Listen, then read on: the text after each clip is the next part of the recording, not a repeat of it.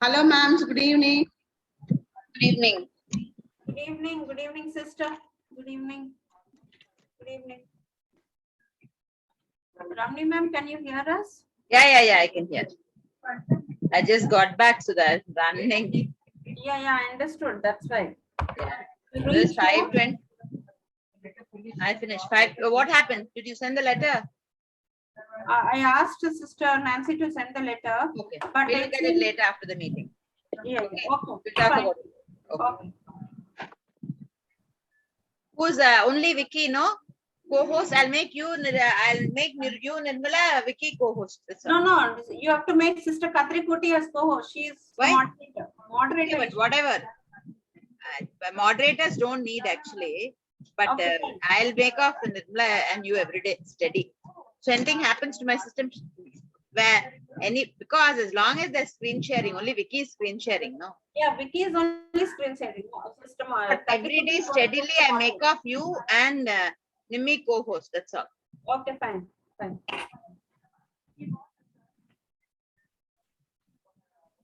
So that anything, Sudha, that will go on well. Anything happens this end also. That's right. Okay. Ma'am, yesterday's recording you didn't send? I didn't send both, ma. I'll send it today. In fact, I finished converting it. Yesterday I didn't have time to convert it. Day first I finished converting. I didn't like that first part, where I was wearing 90, that came. I want to cut it, trim it. I trimmed it. That's why I trimmed. That's why I couldn't send it. I'll send it to you today. I trimmed because the participants were asking in the group. I'll send it. Yeah. Today we'll send it after this. Okay. All three will send it. Yeah, and also because basing on that video, I have to prepare the quiz also for 60 marks. Okay. Today I'll send off both those to you, and today's also I'll send it off by 9 o'clock. You'll get that. Okay. Okay, fine. Day, what happened? It took very long to download, Sudha. I don't know. And then it 11 o'clock only it downloaded fully, and I uploaded into the thing. So it took a long time. Today I'll finish it and send. Okay. I like it.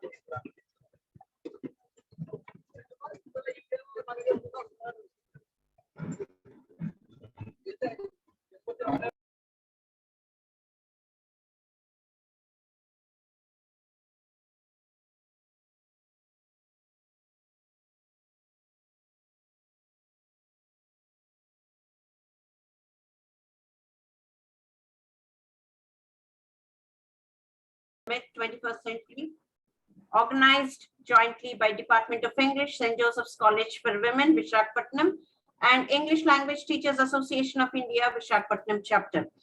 Today's topic for the day is developing English language proficiency.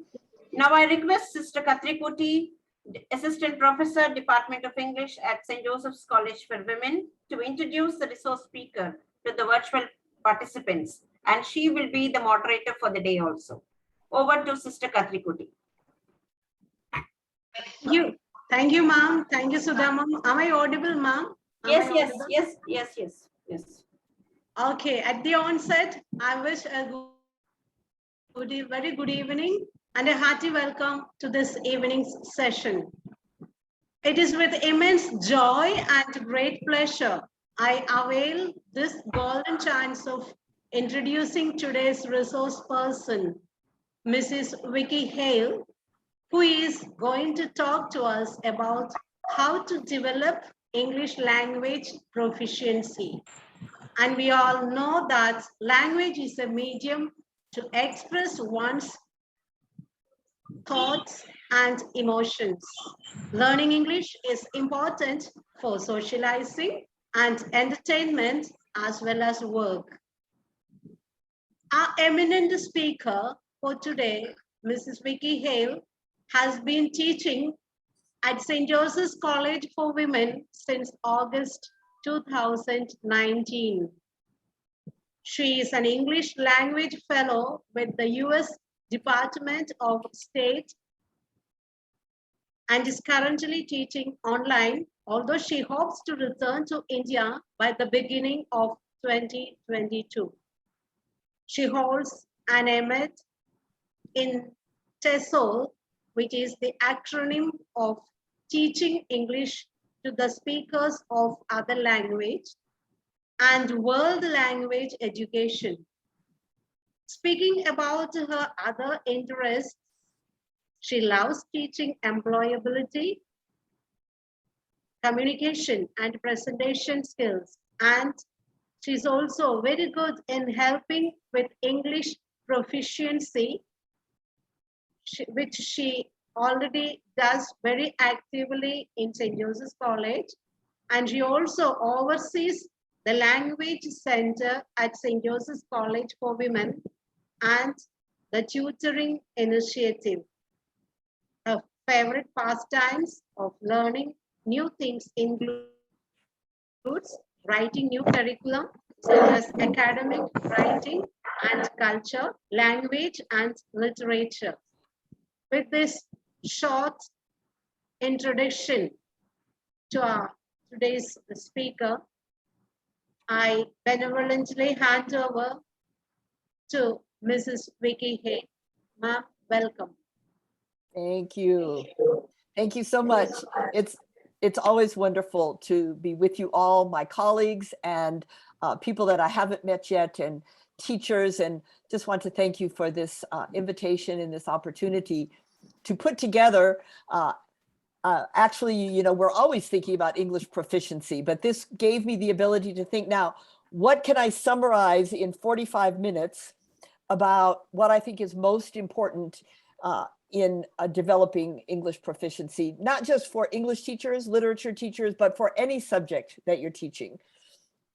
So before I do that, I would just like to start with a little activity. I know you've all been, you know, teaching today and been in school, and one of the favorite activities my students and my teachers love to do is called speed networking. And so I'm going to give you a question, put you in breakout rooms. You'll each have just 30 seconds to answer that. So it's not time for discussion. It's just called speed networking. I'll give you a second question, recreate the breakout rooms, and you can get to know one another a little bit. So I've made the questions easy just to have a little activity to get your mind re-centered on different things this evening, okay? So I'm gonna share my screen. And I do this when I'm in person or online. This is a great activity to use for your, so yes, somebody just raised their hand. Manjunatha, did you have a question? No, okay. All right, so networking, of course, as we know, is the action or process of interacting with others to exchange information and develop professional and social contacts. So I want to give you that opportunity to do that today. I'm going to do some breakout rooms here. Just about 4 or 5 of you in a breakout room so that you'll have time to each answer. When I stop the breakout room, you have 1 minute, so you don't need to leave right away. You can wait until so you'll each have about 30 seconds. All right. Here's your first question, and then you can join your breakout room. What is something not many people know about you? What is something not many people know about you? Please join your breakout room.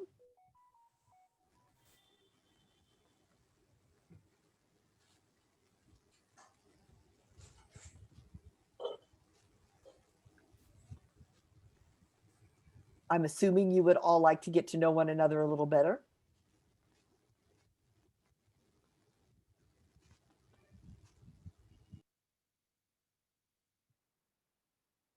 Just unmute when you get to your breakout room and share your answer.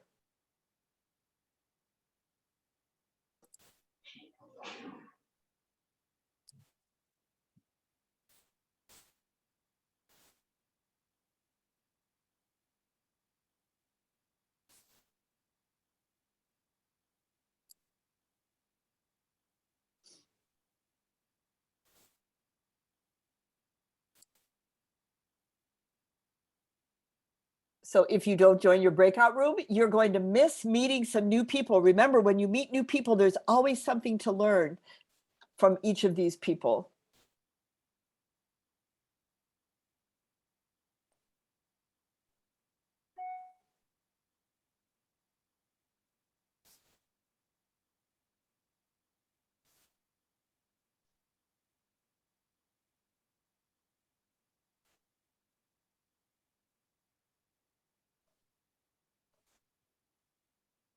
Wow. There's a lot of you who are not joining. Is there a problem? Or do you just not like icebreaker activities?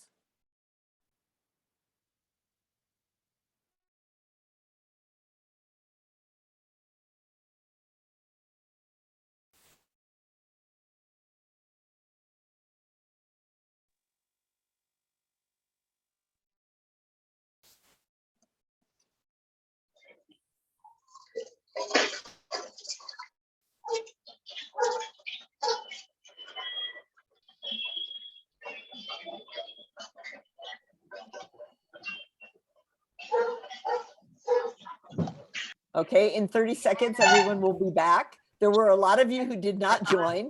For those of you who did join your breakout rooms, was it interesting to hear something about someone? How did it go? Yes, ma'am. It's really interesting. Okay. We got a chance to talk with people directly.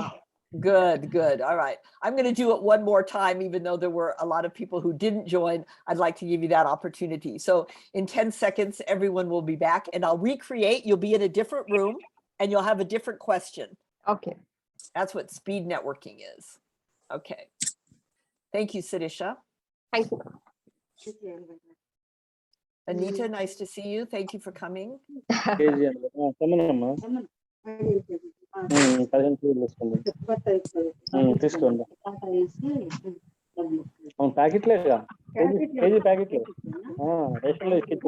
so I think some of you need to mute. All right. So I'm going to recreate. You'll be in. Madam, may I answer? I'm Zarina. I answer what? You want to tell us something that my partner was I don't remember his name. We both discussed and we said that personal life or family or assets, some of the things which everybody do not know about me. Okay, good, good. All right, so here's your next question, and you'll be in a different room. Your next question is, what movie can you watch over and over again, and why? What movie can you watch over and over again, and why? Join your breakout rooms. Take 30 seconds to share.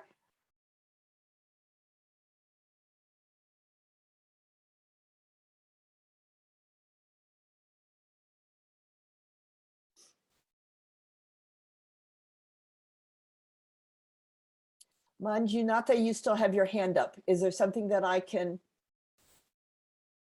help you with? Okay.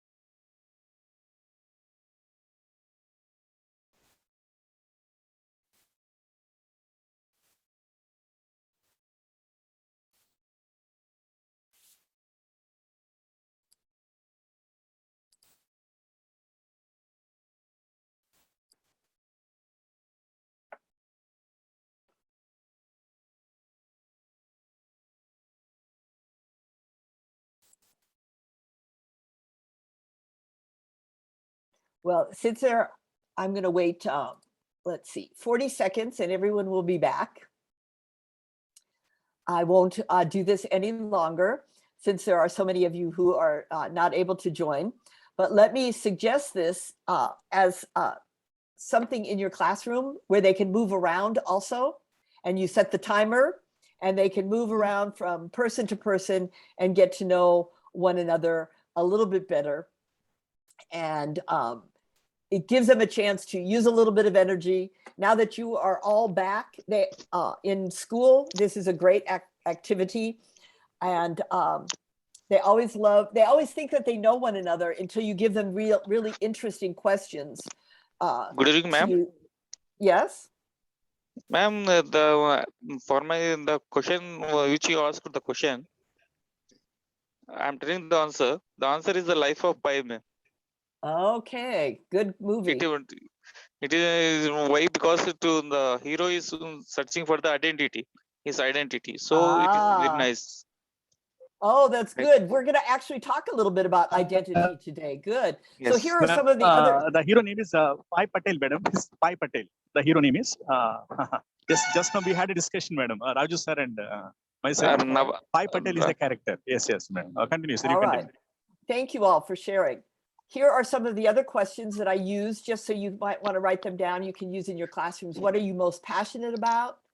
How would you spend an extra hour if you had an extra hour in the day? When you were a child, what did you want to be or do? And what are the top 3 things in your bucket list? So this is a great icebreaker activity. All right. I'm going to go ahead and pull up PowerPoint.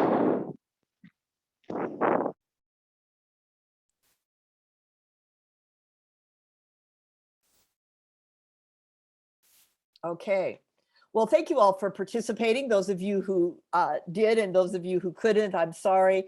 I won't spend a lot of time on it since, but that's a good example too of having a backup. If you do something and it doesn't work, you either move on to something else or you try to explain the difficulties. We always have those. And yesterday, Eileen did such a great job talking to us about technology and the advantages of it, and also the ways that we can have backup plans. So we won't have a lot of interaction throughout my lecture today. I have a lot of ideas that I want to share with you, and I want to make sure that we have time at the end for discussion and questions. Okay, so when they asked me to talk about developing English language proficiency, I really did give it some thought. I thought, well, I know how to do that. That's what I do. But I have actually never just focused on that and the best ways to share with teachers. And so I basically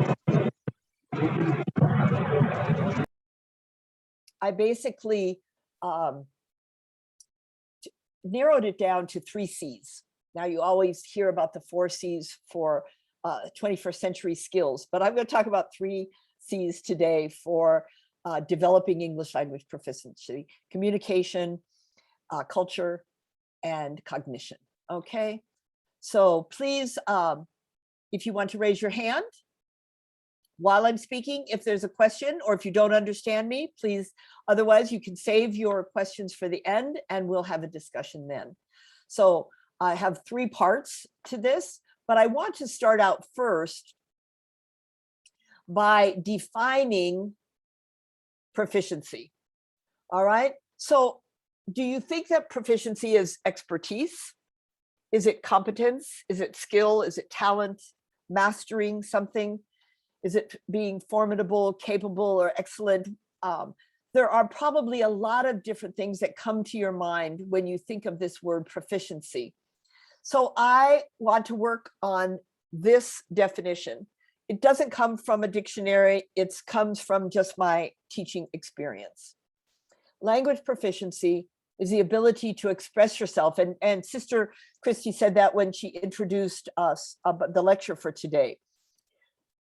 But it's not just expressing yourself, it's being understood and negotiating meaning. Okay, across cultures, it is a skill and therefore it can be learned and improved upon.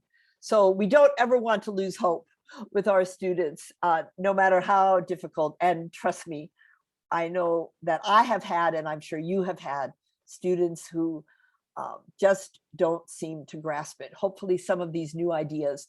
Now, some of these ideas are not currently trendsetters, but are trends. And that's what I want to focus on today. So today, this is my agenda. First, I want to talk about communicative competence. Okay, the what and the how of communicative language teaching. And you may already be saying, oh, CLT, that's so old.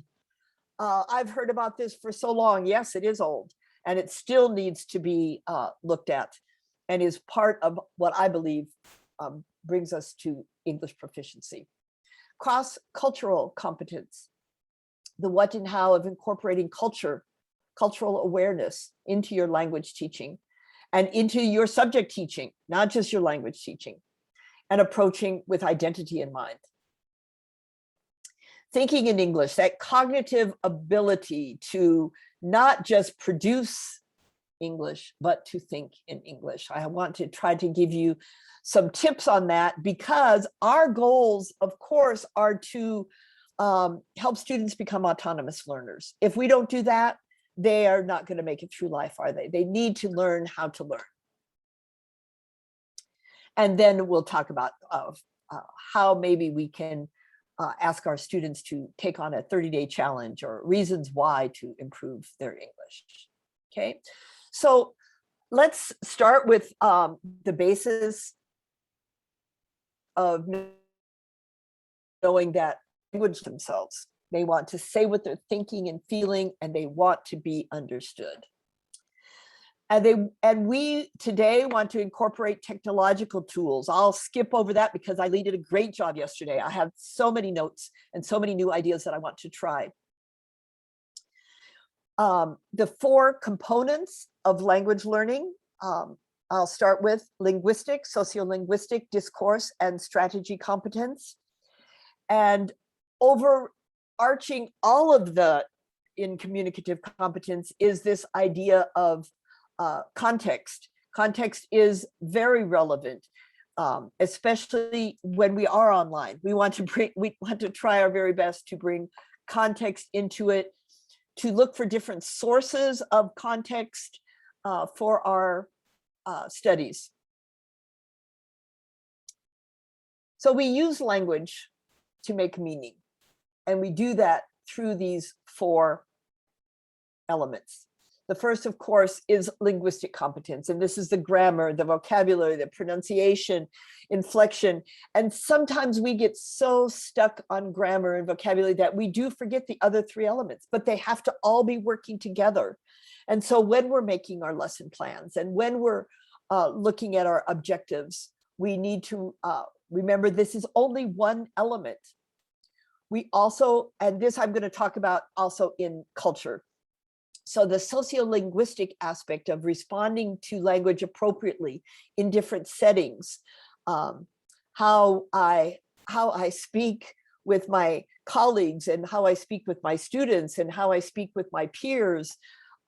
All different relationships bring up different aspects of sociolinguistic learning. Discourse competence, combining language structures.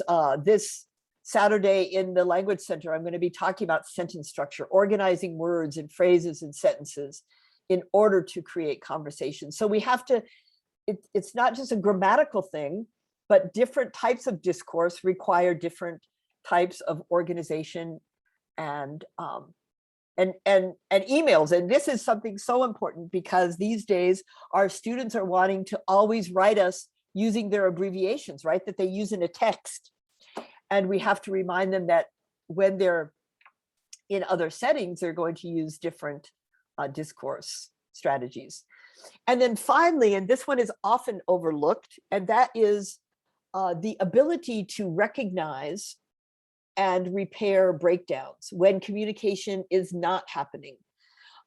And I find this probably online the most difficult, because my students are not always communicating with me. They're not always saying, I didn't understand that. Or at the end of the course, they say, well, I couldn't do that because I didn't understand it. And you want to say, why didn't you ask me at the very beginning? You know, so learning how to repair communication breakdowns, miscommunication, ask for clarification is very, very important. And then, of course, as I mentioned before, context. So I won't say a lot about that right now because I want to talk about that when I talk about the cultural aspect of English language learning and proficiency. So I'm going to, I know that Dr. Sunitha on Monday talked about looking back and looking forward. And I wanted to just bring up Bloom's taxonomy because we have the then and the now, and I think that we don't use this enough. I think we need to use it in our objectives, but then we need to remember that our objective has to coincide with our assessment. So pay attention to these, to your objectives, what you want your students to learn, what you want them to walk away with, but then make sure that you're assessing them in the same area.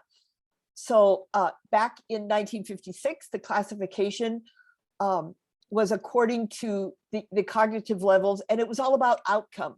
If you wanted them to learn some knowledge or comprehend something or apply something. But in the early, I think it was, I can't remember the year. Somebody could probably come up with that better than me. I can't think of the year that they updated this, and they, instead of thinking about outcome, they began to think about process. So if I want them to learn, have some kind of knowledge, they need to remember certain things. If I want them to comprehend, I need to think about how they're going to understand. Okay, so what happens, what I've found is that sometimes teachers say that the objective is to learn the steps to something and be able to apply them, but then they're assessing them in creating something. And so the objectives and the assessments are not always connected. And that's something that I want you to keep in mind when you're writing your lesson plans. So if I take each one of these cognitive levels, there are certain words, and you can find this chart online. There are certain words that we use in order to know that we're testing them or our objective is on that level, okay?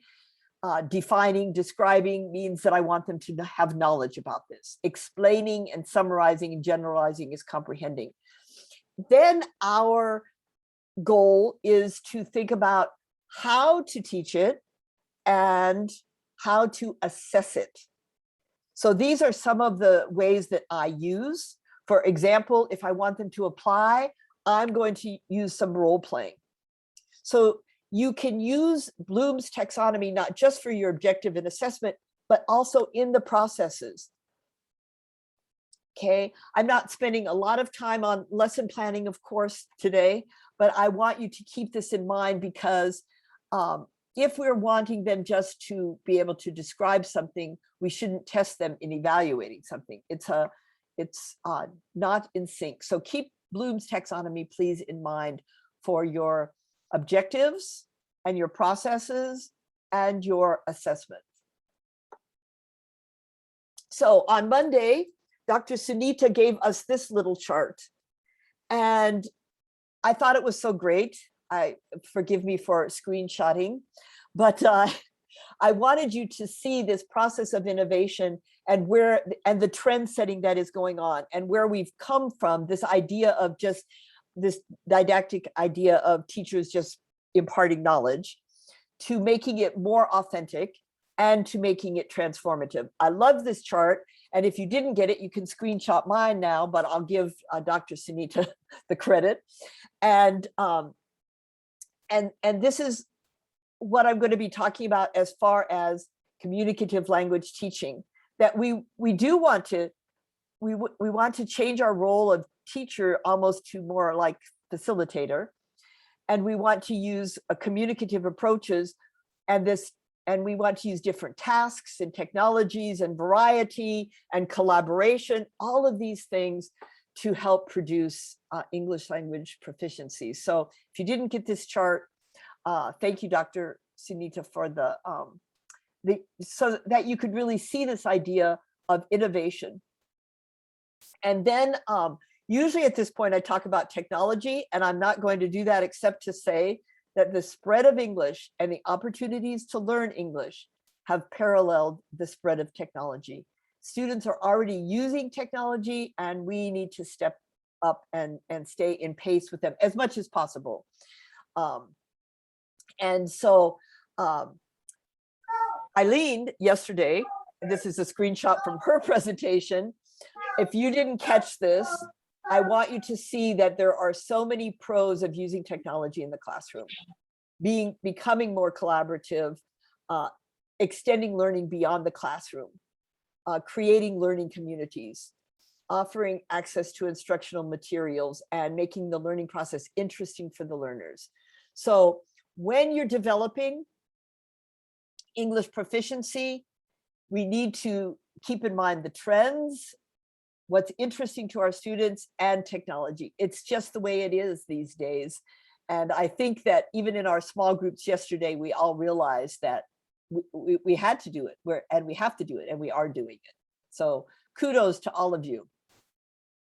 So now let me talk basically about the principles of CLT. If you haven't used this, I mostly use the techniques that are offered by Jack Richards, but I want you to keep these ideas in mind, the principles in mind, no matter how much you're using it now. But the language is the key to communication.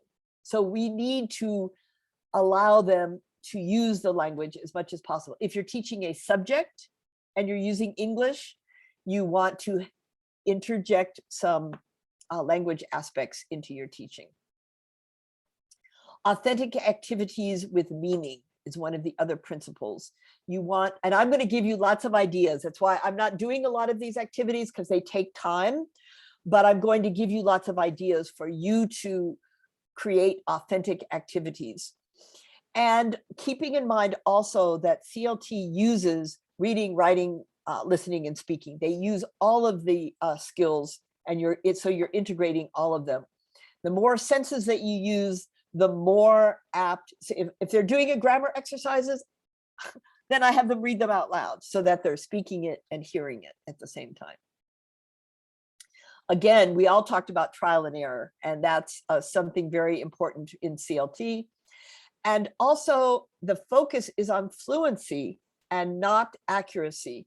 So I do want to talk about that for just a moment, because many people don't really understand. They think if somebody is fluent, they're completely accurate. And that is not necessarily the case. So when you're planning your activities, think about, there is a time and a place for accuracy. Absolutely. It's the ability to produce grammatically and lexically correct, accurate English sentences. And we need to teach that. But if we focus on that, are we setting our students up for failure? Or do we want them to be more confident and teaching them meaningful interaction, maintaining communication despite their limitations? And that's where it comes in, negotiating meaning, using strategies, and correcting misunderstandings. Students do not always know how to correct when somebody has misunderstood them. They just repeat the same thing. So we need to teach them paraphrasing, repeating using different words, stating it in a different way. Those are all ways of negotiating meaning and correcting misunderstandings, and we often don't teach that. So strategies are very important. Taking turns, there are all kinds of speaking strategies. When I teach my pre-service teachers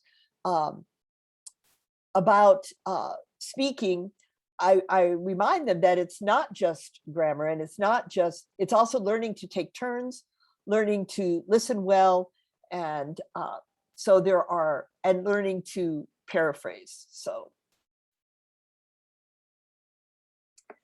all right, there was a teacher named Paul Barnwell, and he was doing some classes with his students, and this particular quote became very popular.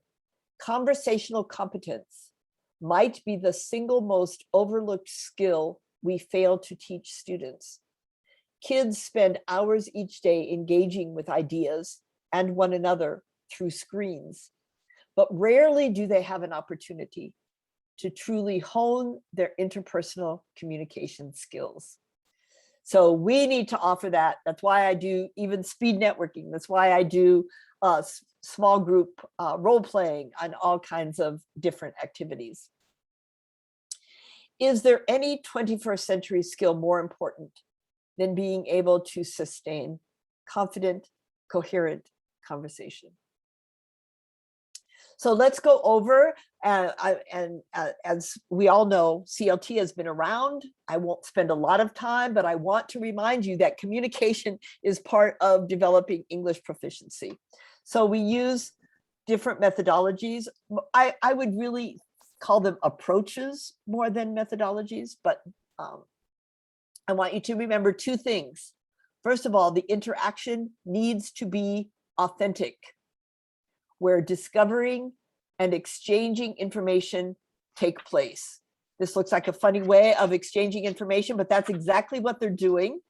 And then later they're going to read the things that were on the back. So whether it's online or whether it's important. So that's the first thing. Okay, here are, the top one is one of my classes, one of my postgraduate classes. And they're being the teachers. So the second thing you have to remember with CLT is that the teacher and the learner roles are different. We're more facilitators. We have to allow them to make mistakes and to help them to learn to recognize their mistakes and use the strategies that we've been teaching. So the teacher is the facilitator and the student is the negotiator. And it ends up being very cooperative, and it's a wonderful tool for them to learn. Now, Dr. Richards talks about mechanical, meaningful to communicative, and I want to go over this with you. And this is kind of similar to PPP that everyone is used to, but just a little bit different. So let me go over it. Whatever you're teaching, whether you're teaching a subject or whether you're teaching a grammar point, whether you're teaching language, you need to obviously teach the mechanics of that, right? The function or the job. For example, I'm going to over practicing prepositions. And in this idea of mechanical, you might do some repetition drills. You might use flashcards. There are different ways to teach the mechanics of the concept that you're teaching, relationships of words. And then we come to meaningful. So we might give them a worksheet, an exercise. Maybe they're going to fill in the blanks. Maybe they're going to, if they're practicing prepositions, they're going to use a little map of buildings and locations and use across from, on the corner of. Indians like opposite of, we don't use that so often here in America. And they can ask one another questions. Where is the hospital? Where is the post office? And they're going to practice these prepositions. But then we need to make it more communicative and more personal for them. And so the third thing that I would do here is I would have them draw a map of their neighborhood. And then they can describe the locations of places in their neighborhood. So if you're interested, and I have several different language concepts that I go from mechanical to meaningful to communicative, and I can send those ideas to you. If you're interested, please let me know. All right. So as I said, it's similar to the old idea of PPP, present, practice, produce, just a little bit more. You could think of the presenting as being the mechanical aspect, meaningful practice, and communicative produce. Okay, so very similar, and we don't need to reinvent the wheel there. I think that they're both very important in teaching communication. So here I have lists of what we would call direct assessment. All right, it's summative, as well as formative, and you can evaluate in light of the performance in how they do produce, how they do make it. So here are some of the activities that I use for communicative competence: discussions, debate, interviews, role plays, presentations, impromptu, reflective logs. I think that Dr. Sunitha brought that up on Monday. We need to get our students thinking about what they've learned. And so I do this in all of my online classes. Part of their final test is to write me a reflection. What did you learn and how are you going to use it? Problem solving, information sharing, task-based exercises, small talk, Q&A, storytelling, and portfolios. I could do a whole lecture on portfolios, but I won't right now, but there's a lot of purposes for portfolios and does help assess a student's progress. So direct assessment. And this is just a couple of pictures from some of my students' portfolios. Okay, so Jack Richards said the classroom is a community where learners learn through collaboration and sharing. So let me just summarize this first part and we'll go on to culture. Look at my time. The others won't be quite so long. Okay, so emphasize pair and group work. Make things authentic as you can. Obviously, you're having to make up, you know, when I do role plays, and I do them online, by the way. These are not just things that are in class. I do role plays online. I put them in small groups. They have to collaborate with one another through email, through meeting, and they come up with a role play, and then they present it in class. So it's not just, so make it as authentic as you can. Yes, keep in mind that you don't need a textbook for this. You try things, sometimes they work, sometimes they don't, and we balance the approaches and we're flexible, creative, and we have fun. Okay, this is actually a picture of me at the community college at St. Joseph's, practicing the present progressive tense in game form. So, all right. Okay. So the next part of English proficiency, I believe, is including this element of culture. Okay, the element of culture. So you've all seen these diagrams before, the cultural iceberg, the things that are visible and not visible. And we need to keep all of these things in mind when we're teaching. So that is what is going to help us with the context of the things that we are teaching, all right?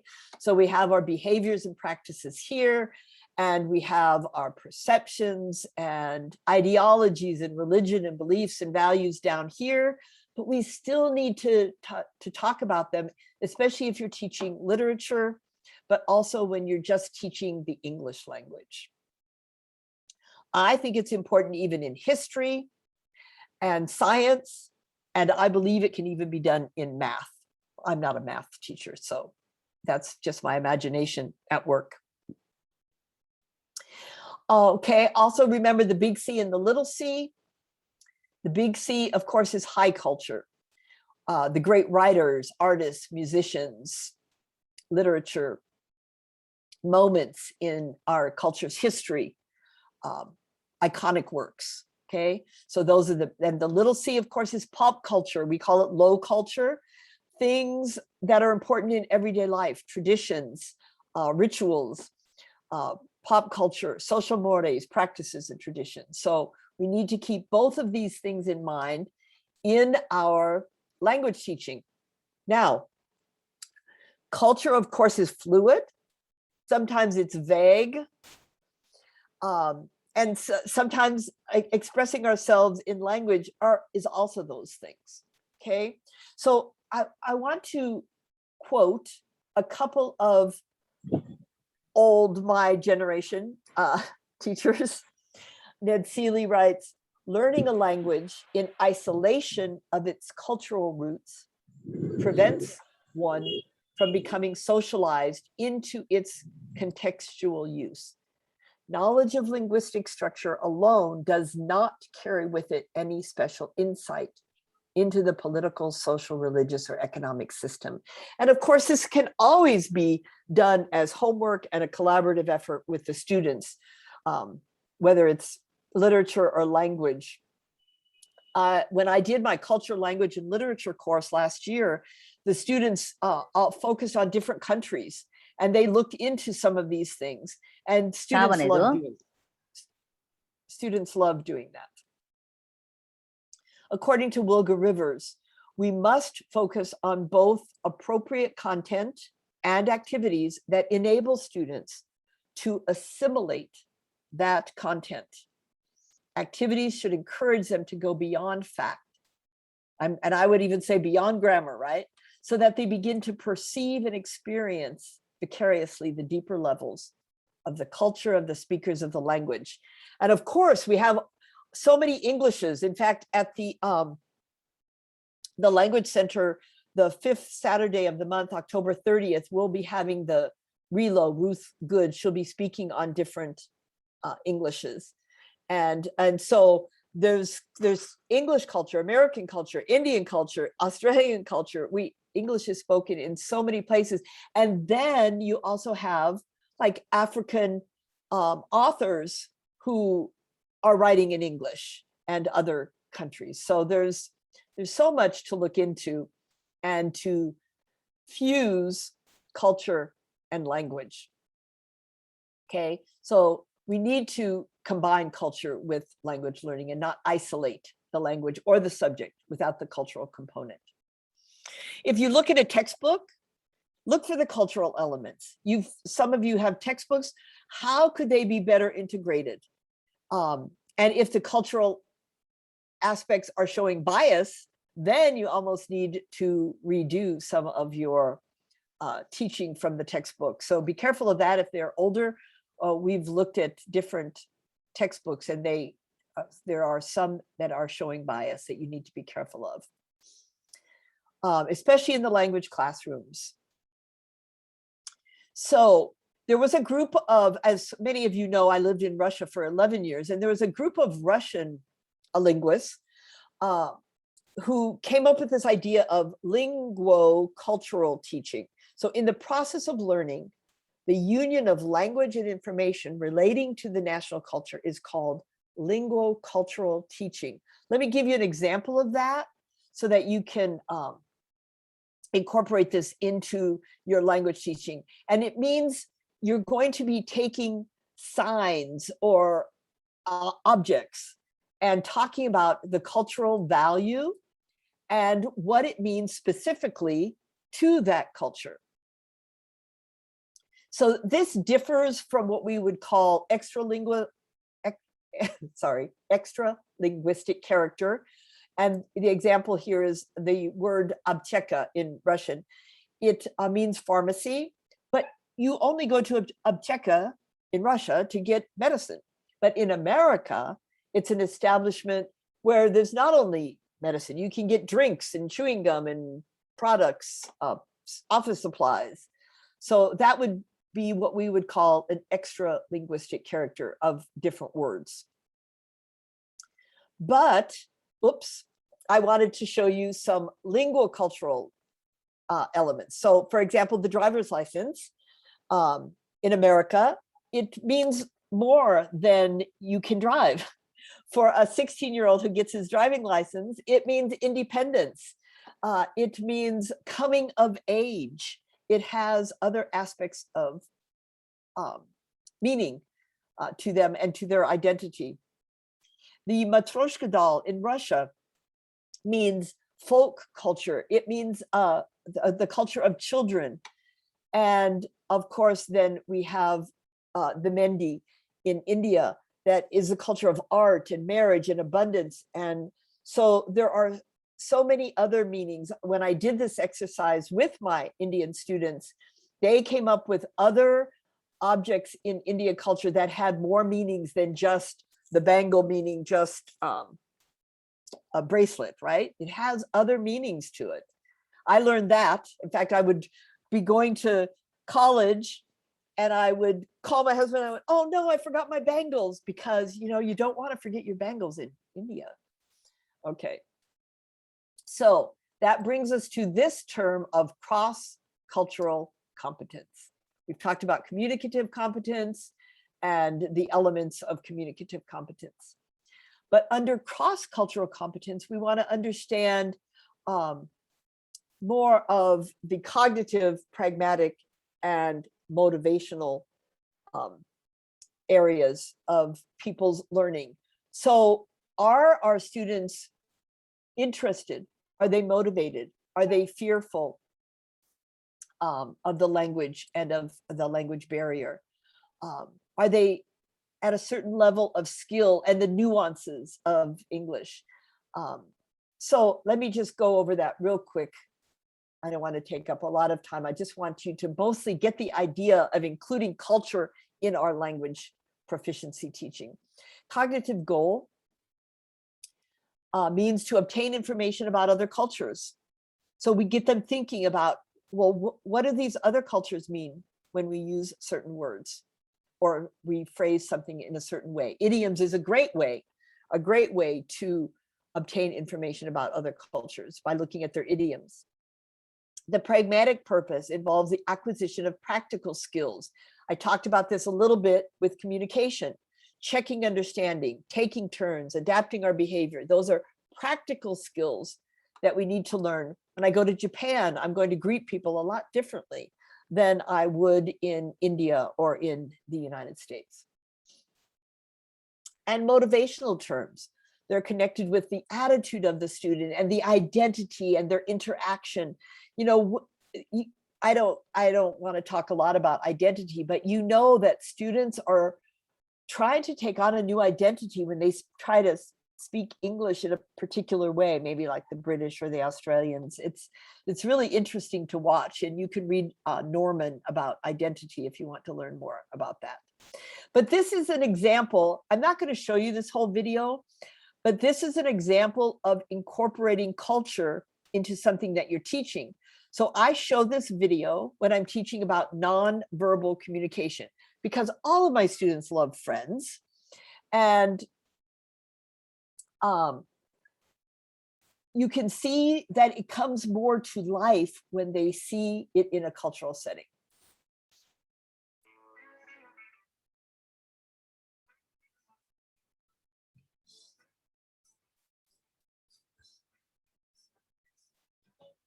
No one told you that was gonna be this way. Your job's a joke, you broke.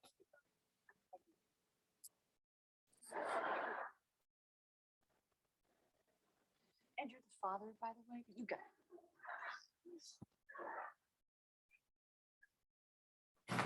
Job's a joke, you broke. If not, that's the way. No, I can get him. I don't know. I'm telling you. I can do it. Yeah, you can do it. It's like you're always stuck in second gear. Crazy-eyed, hairy beast man. He was like a Bigfoot or a Yeti or something. Hi, just so you know, we didn't mean to fog you. We actually thought you were like a Yeti or something. Hi. So you like the short hair better? What? Yeti? Danny? When it hasn't been your day, your week, your month, or even your year. Steve? Hello? Okay, I won't show anymore, but it's very fun and it brings that cultural element. And my friend Anita has just turned me on to this new English. Anita, what's the name of that English channel that you just sent me a link to last week? The English Nut. The English Nut. So, and here's, so this brings in the cultural aspect in India. So it was very fun to watch these guys talking about these different words and meanings. The English Nut. Okay. All right. So I'm going to just skip through this. I just want to encourage you to be creative in your teaching of any subject and language, to be aware of the geography, the history, the big C, the little c, when you're teaching different things. So one of the ways I have to take this opportunity to share the St. Joseph College Language Center, which is open to everyone. Of course, we started it to serve our students in different ways to help them with their English, but we have an activity every Saturday. The first Saturday, Conversation Club, Readers Theater.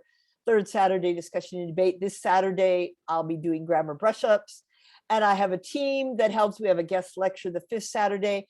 Also, we just started a new tutoring initiative where we are tutoring one-on-one people who need help. So please do, up here is our website. I can also put it in the chat later, but it's, we invite you to invite your students, but we also have teachers who come and they give different ideas for their classes also. So I have to give a little plug here for our language center, empowering connection through language. All right. So the last thing that I want to talk about is the cognitive issue of helping students think in English so that we can develop autonomous learners. Okay. So these are actually some steps. So I'm going to go from beginning to advanced in how in different things that you can do. I'm not going to spend a lot of time on them. You probably already know these, but I want to make sure that you use all this communication, culture, and cognitive ideas to help your students develop English proficiency. So the first is to think in single words. You can even do this in class, you know, have them look around wherever they are and just name the things that are all around them. They can start with nouns and then they can add verbs. Okay, so the now and then designing types. So this is the first thing, and you want them to say it right away in English. So I have a laptop, pencil holder, lamp, phone, you know, but then if there are words that they don't know, this is a great exercise of having them describe unknown words. Okay, describe in their mind the objects that they don't know the words for. For example, I don't really know what this thing is called. It's on my dad's desk. So I would just describe it. Well, it's got two sides. It holds my pencils and my pens and other miscellaneous things. So, you know, they learn to describe something that they might not know the word for. They can use phrases like the place where I, sometimes we have to give sentence stems, but we want to help them to think in English. That's what these exercises are all about. Third, think in sentences. Begin with simple sentences like, oh, it's such a nice day. The sun just came up here in Arizona. The sun is just going down there in India or Abu Dhabi. All right. And then move on to more difficult sentences. Try to say what you want to say to people in your head. But I'm a really advocate of not just thinking, but saying it out loud. I tell my students, just go in your room or go in the bathroom and say it out loud. Next, describe your day. And you can do this on different levels, all right? Beginning level, of course, you're just going to use simple present. It is a nice day. It is raining. Intermediate level, you might use past simple or past continuous. It was raining yesterday when I got to the park, okay? Advanced level, you can make plans in the morning and think about the outcomes. You can use conditional, future perfect.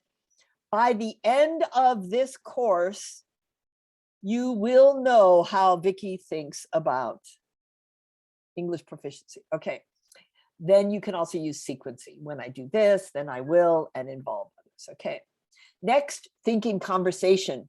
Imagine yourself speaking to somebody else. Ask questions and think of their answers.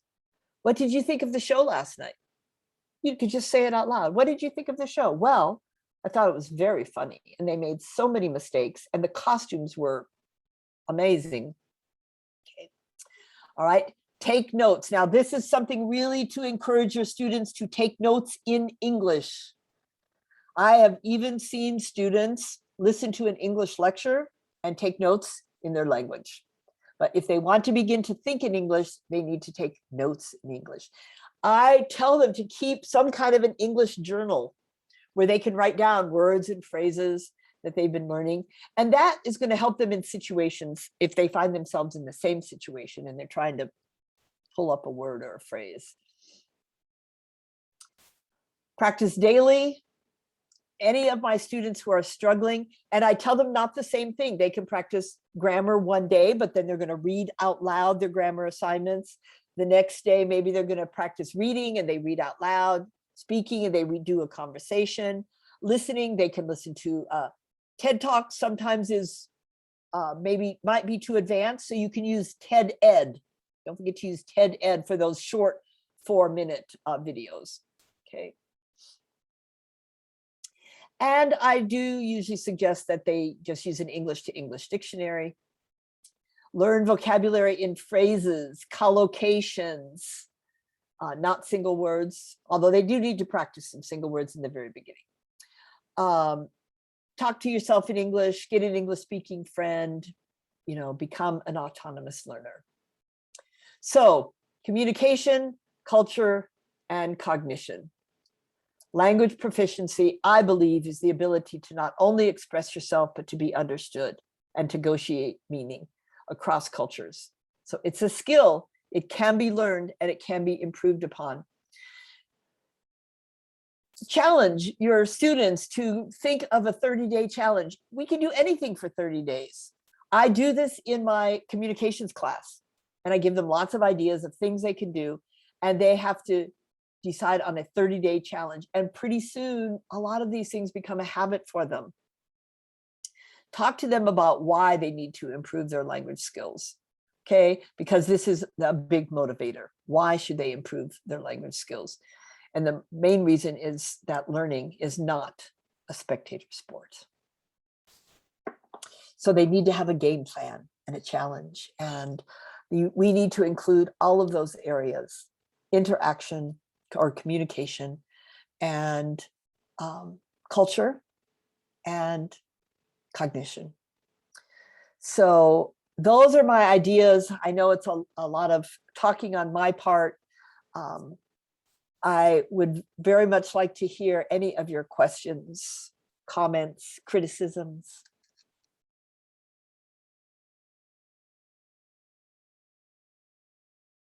Thank you.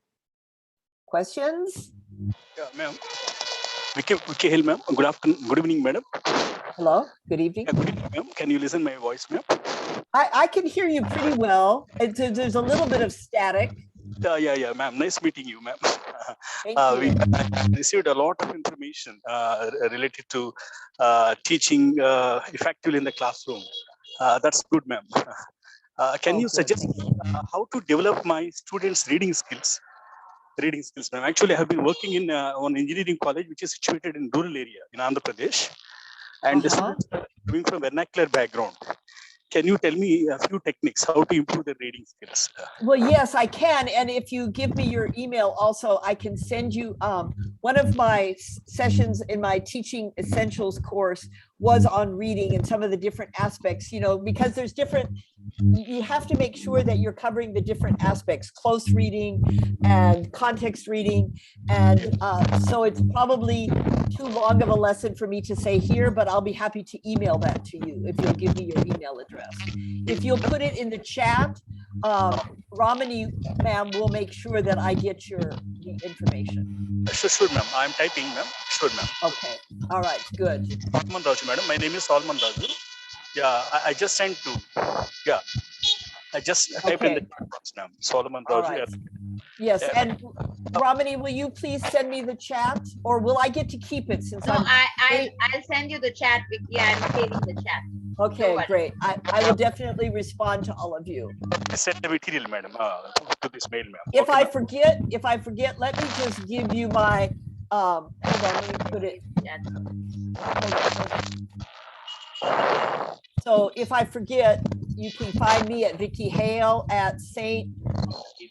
Joseph's Visakhapatnam.com. Okay, so there's me, Vicki Hale at St. Joseph's Visakhapatnam.com. Okay, all right. And also through the Language Center. I'm available every Saturday at the Language Center also. So please come and recommend our Language Center to your students. Sure, madam. Thank you, madam. Thank you. All right. Good evening. There are questions there, see? Good evening. May I? Yes. Yeah, Nagakala, thank you. yes. Yeah, thank you. Thank you so much. I just would like to give a little more light on big C, little c. I just couldn't comprehend that.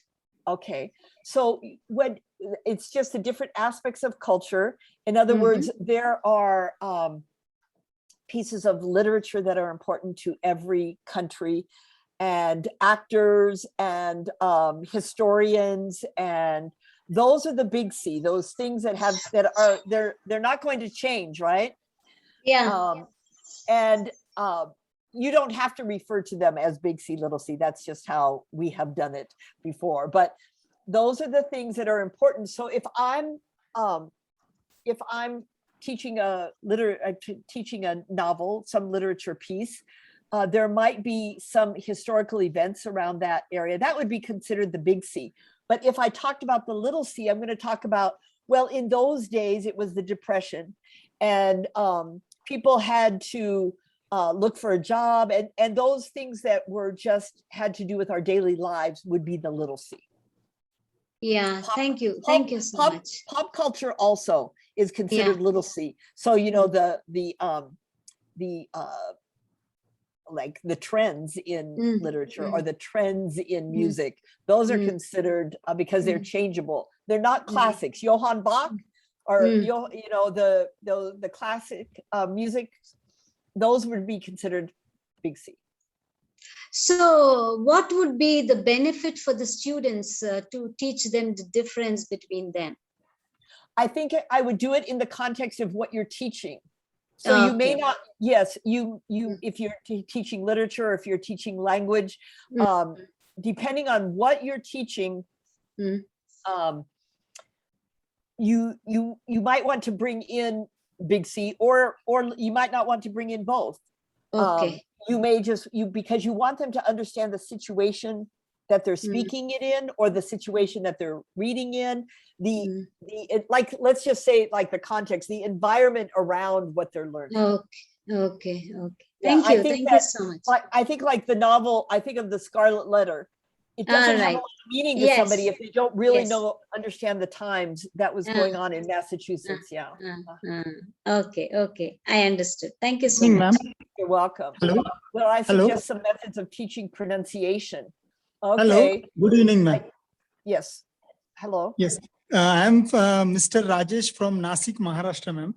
Actually, I'm dealing with the undergraduate as well as the postgraduate classes also. But right now we had started one diploma course which is related to the communicative English. But I found this year, while I'm dealing with the first batch of this student, the teaching with the role play activity, the students, they are not getting proper expressions.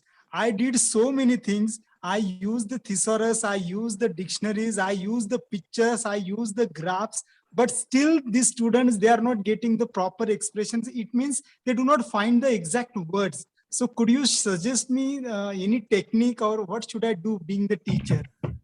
Well, you could use YouTube. You could find some videos that might help you. You can also give them some sentence stems and something, and you know, before they do the role play, give them phrases and expressions and things that you want them to try to use, because they probably can't think of them themselves.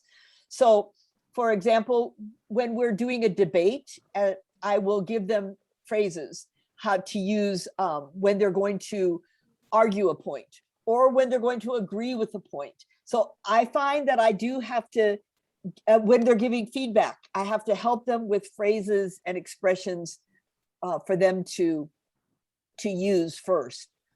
So you can usually find those, Rajesh, you can usually find those online. And if you can't, you can contact us at the Language Center and we'll be happy to help you for specific situations. But you can usually find a lot of expressions. Yes, ma'am. Yes. Thank you. Yeah, Thank you. I know we have to help them a lot, but keep up the role play, because I find my students love role play. Yes, they love a lot actually. They love it, this yeah. activity, and they come up very new and unique expressions also. Sometimes we also learn from them too. So it's really very good, wonderful activity. Thank you, ma'am. Yeah, it is. And if you don't know how to do it on Zoom, you have everybody turn off their videos who's not presenting, and you can hide them. And then the ones who are presenting, you have them keep their videos on, and then they're the only ones on the screen. So Zoom is, Okay. yeah, Yes, it's, so I've done role plays online too. Yes, they love that. okay. Thank you, ma'am. Nice idea. You're welcome. Somebody asked something about pronunciation, so I want to deal with that question. I don't remember exactly. Would you suggest some methods of teaching pronunciation? Yes, I would, but I don't focus on it a lot because there are so many Englishes, and I don't want them to feel bad that they have an accent. I always tell them accents are beautiful, but there are words, but there are differences. So first of all, I also do, when I'm teaching pronunciation, I do a comparative analysis. I don't want to say this is right and this is wrong, but I do say this is how Americans say it, this is how the Brits say it, and this is how the Indians say it. So be aware of that, so that when you're listening to an American, you know that they are different. They are saying it different. Let's just say relative is a good word that comes to my mind. We say relative. Most of my English, my Indian students say relative. All right. So they need to be aware of that. But I'm not, if they say relative in India, I'm not going to say that they're wrong. I just want them to know that if they're listening to a Brit or an American, we're going to say relative. So so you can always Google how to pronounce something if you're not sure. But then I often will do the comparative analysis. So I hope that answers your question about pronunciation. Gautam, you have your hand up? Good evening, ma'am. Good evening. Good evening. Can you hear me? Yes, I can. Can you hear me? Yes, I can, Gautam. Ma'am, you told SGSA Language Center, you told that you will post website. Okay, I'm going to, yeah, hold on just a second. I'm going to put the link for the Language Center. Please. Hold on, let me just, yeah, because on the home page of the Language Center is a place to subscribe. And if you subscribe, then you will get the weekly reminder of what we're doing that week. So here's the website for the Language Center. All right, and here's the email address.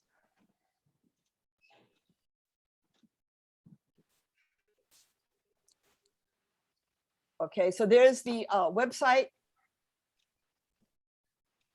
It's right above Dr. Sudha's form is the Language Center website. And then here's our email address. Okay.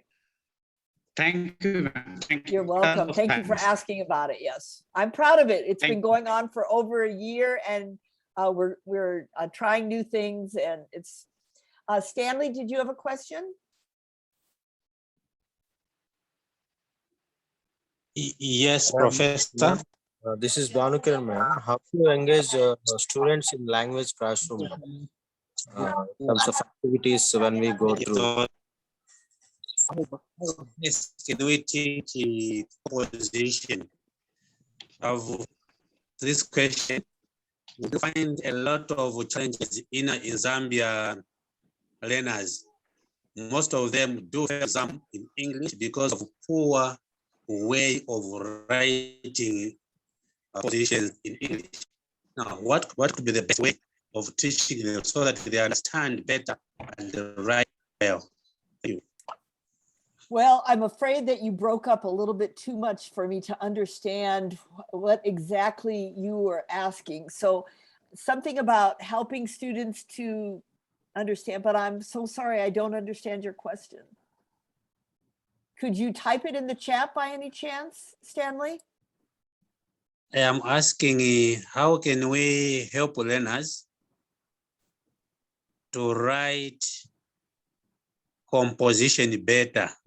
Oh, that's like that reading question. So you're going to have to send me an email and ask me that, and I'll try to give you some tips on writing. So yes, it starts with words, and then it goes into sentences, and then it goes into paragraphs, and then it goes into essays. So what happens is sometimes when we're teaching writing, we just try to jump to paragraphs, and we haven't taught them how to make a good sentence. And then we have to teach, of course, the topic sentence and the supporting sentences. So it is definitely a process.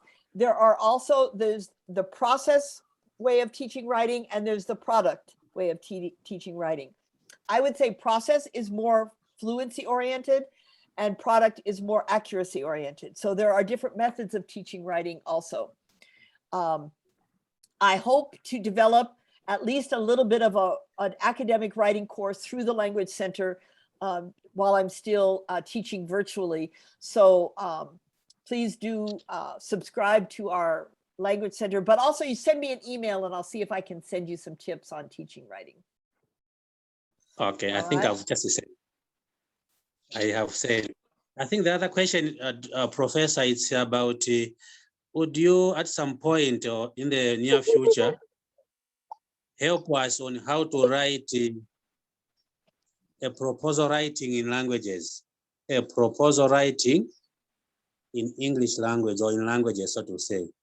So I think you have to study persuasion, and there are some, there are a lot of persuasion techniques that you can study because when you're making a proposal, you're wanting to convince somebody usually of something, right? So you have to use a lot of persuasion techniques. Okay. I think the other questions I'll email you. Okay, yes, please feel free to email me either at the Language Center or stjosephs.com. Any other questions? Ma'am? Yes, Nawaz. Ma'am, how to write an email rating, effective email rating? It is an important right in today's in modern era. The students are facing the how to write an email rating is an important topic. Can you put in the chat your email address, and I have a PPT that I can send you on email writing. Oh, I have already sent my email ID, ma'am, in the chat box. Okay, so I'm just going to put. Okay. Okay. Oh, I see it. Yes, I see it. Okay, good. So you have your email address somewhere there? Yes, ma'am. Okay, I'll look for it. Okay, anything else? Nothing, ma'am. Okay, you've all been so kind, and Ramani ma'am will send me the email, and I will answer all of them, but I can't promise that it will all be today. Yeah, I will send it to Vicki straight away. Yes, in today's session. All right. Vicki, there's a Okay, question in the thank you. chat box. What does mean? What is what? P I'm looking for it. mean? PPP? Point Yeah, presentation. Present, as in, like, that's why I say present has to do with like the mechanics. Okay, present, what's the last P? It just went out of my mind. Practice, present, practice, and produce. So, and if you want to incorporate it like I do with the communicative language teaching, present is how you present the information, the mechanics of it. What if there's any rules, if there's any facts. And then the second practice is making it meaningful. So sometimes you have to do written exercises, fill in the blanks, different things, and then produce, I think is similar to communicative, where you want to make it personal. And you can produce the information yourself without the exercises. So that's what PPP is. Present, practice, produce.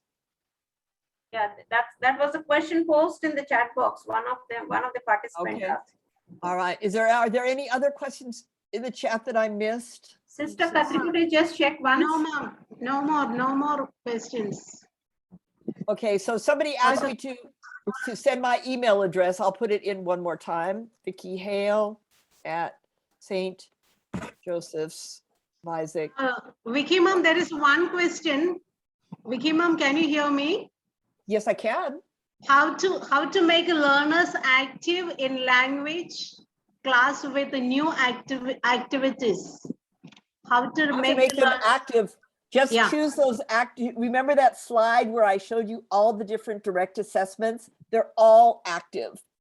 So even if you're in a tight classroom, you can have them sit in a group. But if you can get them to get up and move around also, sometimes I just have just an exercise like an information booth, and they can ask any questions, and they can ask the silliest questions. So you just need to, get them talking and moving. And so there are even like the speed networking that we did. When I do that live, I have a timer.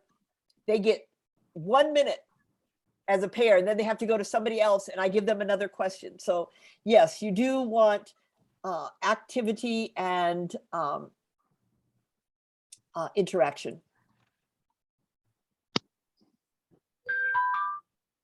Dear participants, shall we wind up? Any more queries, please? Before everyone disappears, please switch on your videos for a beautiful picture. Please switch on your videos, and when I say 1, 2, 3, cheese, please sport your best smile. All the lovely ladies and gentlemen. You're still recording. Yes, it's still recording. Don't worry. Yeah, please. Wonderful. I can see Vijay Lakshmi all smiling. Badar is every day smiling. Of course, her screenshot, her DP is very good. Bhanukiran, Rajesh. Okay. So shall I say 1, 2, 3? Wait, I'm waiting for a few. Manisha Rathod. Oh, great. Okay. Nagalakshmi, I think your face is a little, you have to show your face a little more, Nagalakshmi. Rajesh is good. All smiling, all ready for the photograph. Okay. I'll say 1, 2, 3, cheese. No, once again, one more. 1, 2, 3, cheese. Yeah, Stanley is smiling beautifully. 1, 2, 3, cheese. Wow, that's good. I go to the next frame and let me see how many I can catch. Oh, you all look wonderful. 1, 2, 3. I can't see many here, but I will. There's no videos on the second page. Yes. Wow, very good. I'm very happy with my screenshots today. all beautiful smiles and my boss, Dr. Sudha, who's also Vicky's boss, will be very happy. Screenshots.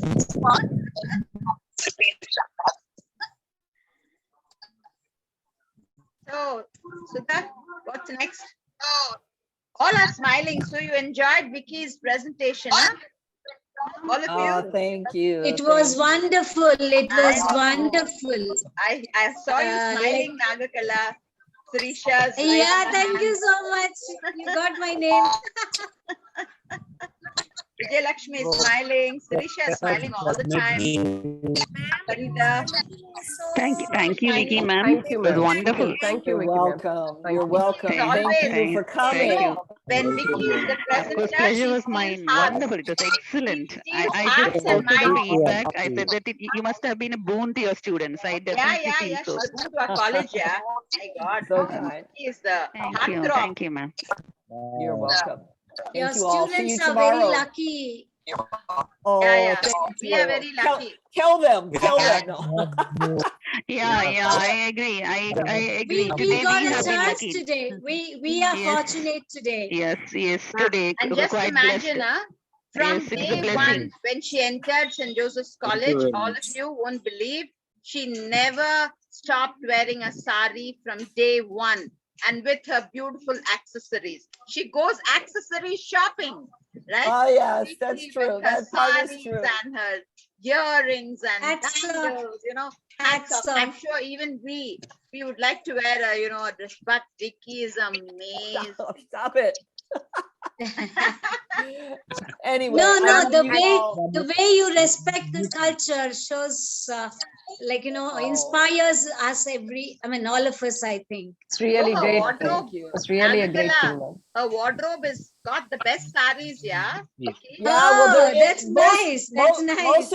Most of them are in a suitcase in my room at St. Joseph's Oh. because I couldn't bring them with me. So we can come and present a sari again for you. Add for your collection. Thank you. Well, Madam Vic- keep your fingers crossed. I'll be back in January. Yeah. And that time you can come for a physical session Madam. with Vicky. Yes, it is fun. I Madam. love doing Looking the- forward for that. Looking Yeah. forward Okay. for that. Okay, good. Madam I'll be Vicky. coming in November for a short break. Please come and visit us, Nagakala. Please Sure, come and say hi to us in the ma'am. college. Sure. Okay, I hope Sure. so. Yes. Stanley, did you want to say something? Yes. Yes. And I would love if you can become my supervisor when I'll be doing my MA. Oh. And from this discussion, to help me win a scholarship on online basis, I can do that. You are wonderful. Wow. You have done incredible job. You are Thank you. a linguist. So good. Thank you. Well, We you wish all you all the inspire best, me, so- Stanley. Yes. Thank you all. Okay. I will you. see you tomorrow. Yes, same Yes, time, ma'am. same Is that place. all? Thank you, ma'am. Thanks for all of you, all the dignitaries, and lovely to see you all and stay in contact and to be in contact. And So good, so good. Mr. Katrikoti, would you just propose a vote of thanks? Yeah, yes, Mama, I'm ready here. Yes.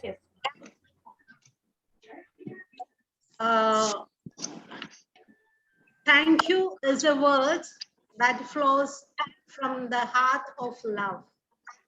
And here I'm to thank Mrs. Vicki Hale for an enlightening and entertaining presentation on the right ways of gaining proficiency in English language. Our appreciation here for you, Mrs. Vicki Hale, for the outstanding presentation you made to this August gathering. It was very interesting to hear about your experience.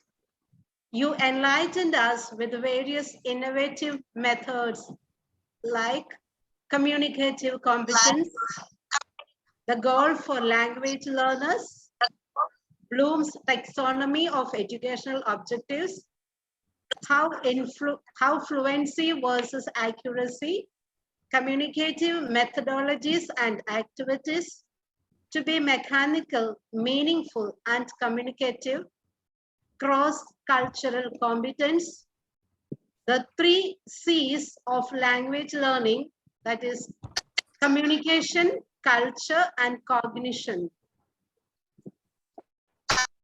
Thank you so much for sharing your time and experience with us. We all agree that your lecture was one of the most interesting ones. And we virtually express our gratitude, our token of love, gathering from every participant of this evening session. Thank you, one and all. Thank you all for coming.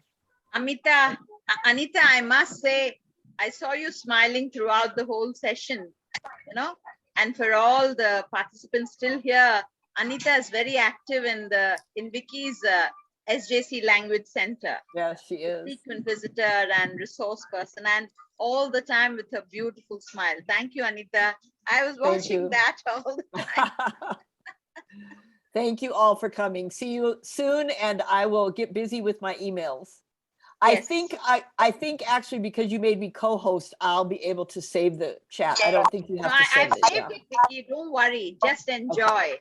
I'll send it to you straight away. Okay. All right. Thank you all. Bye-bye. So once again, a big thanks from St. Joseph's College for all of you who still kept her video on. Thank you, Nagakala.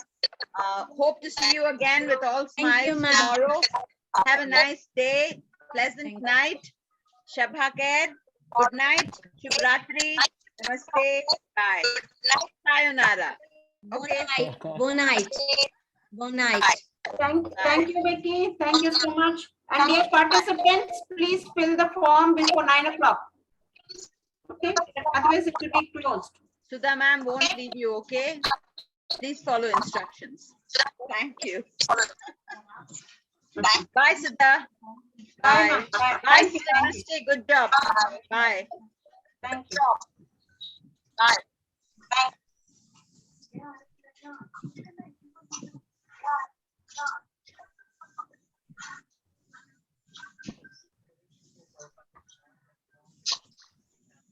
Bye, Mom. Thank you. Bye, bye, bye. Bye, bye, sister. Bye. Bye.